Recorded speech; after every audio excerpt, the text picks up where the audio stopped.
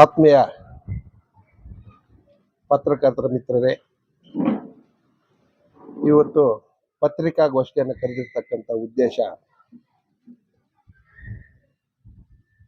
ಮೊನ್ನೆ ನಮ್ಮ ಕಾಂಗ್ರೆಸ್ ಪಕ್ಷದ ಧುರೀಣರಾಗಿರ್ತಕ್ಕಂಥ ಆದಿನಾರಾಯಣ ಅವರು ಒಂದು ಮೀಟಿಂಗ್ ಅನ್ನ ಚಿಂತನಾ ಮಂಥನ ಅಂತ ಕರೆದಿದ್ವಿ. ಅದಕ್ಕೆ ನಾವೆಲ್ಲರೂ ಭಾಗಿಯಾಗಿದ್ವಿ. ಅದರಲ್ಲಿ ನಮಗೂ ಅವ್ರಿಗೂ ಕೆಲವು ಚರ್ಚೆಗಳಾಯ್ತು. ಮೂಲಂತ ಕಾಂಗ್ರೆಸ್ನವರು ಇದ್ದಾರೆ.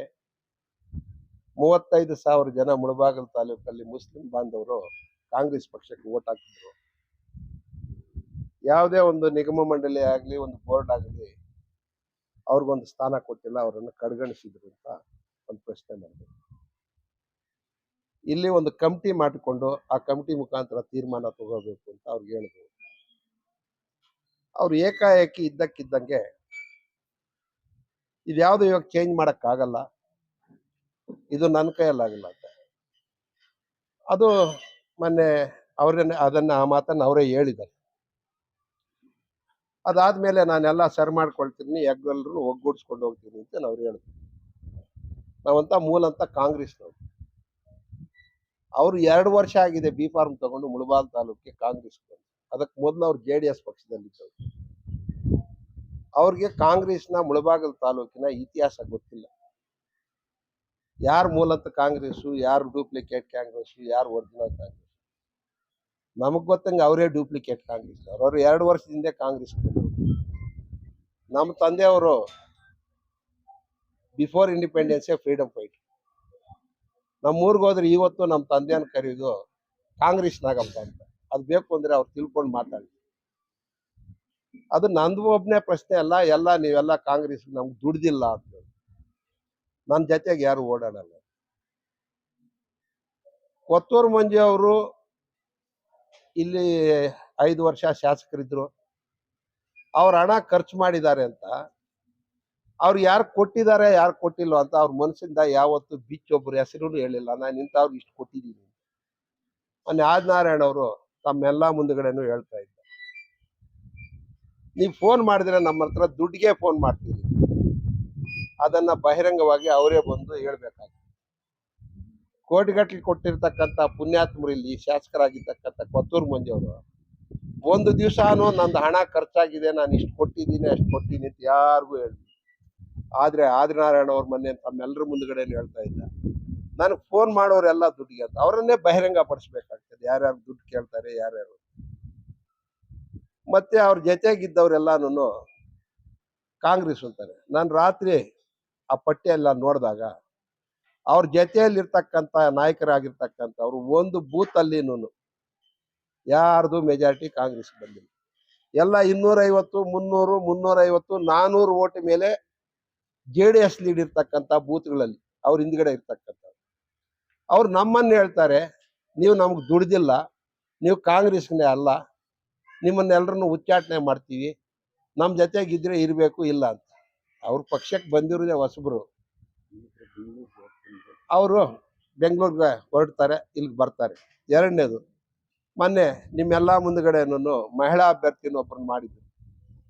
ಆ ಅಭ್ಯರ್ಥಿ ಅವರು ಓಪನ್ ಆಗಿ ಮೊನ್ನೆ ಎಲ್ಲರ ಮುಂದುಗಡೆನು ಬಹಿರಂಗ ಚರ್ಚೆಯಲ್ಲೇ ಹೇಳಿದ್ರು. ಅವ್ರು ಕೇಳಿದಾಗ ನಾನೇನು ನಿಮ್ಮ ಕ್ಯಾಂಡಿಡೇಟ್ ಆಗಿಲ್ಲ ಅಂತ.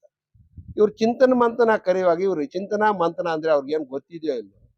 ಅವ್ರ ಎಲೆಕ್ಷನ್ ದುಡಿದು ಯಾರಾದರೂ ಸೋತೋಗಿದ್ರೆ ಅದಕ್ಕೆ ಚಿಂತನಾ ಮಂಥನ. ಇವ್ರು ಎಲೆಕ್ಷನ್ ಬಿಫೋರು ಬಂದಿಲ್ಲ, ಒಂದು ಪೂರ್ವಭಾವಿ ಸಭೆ ಕರೆದಿಲ್ಲ.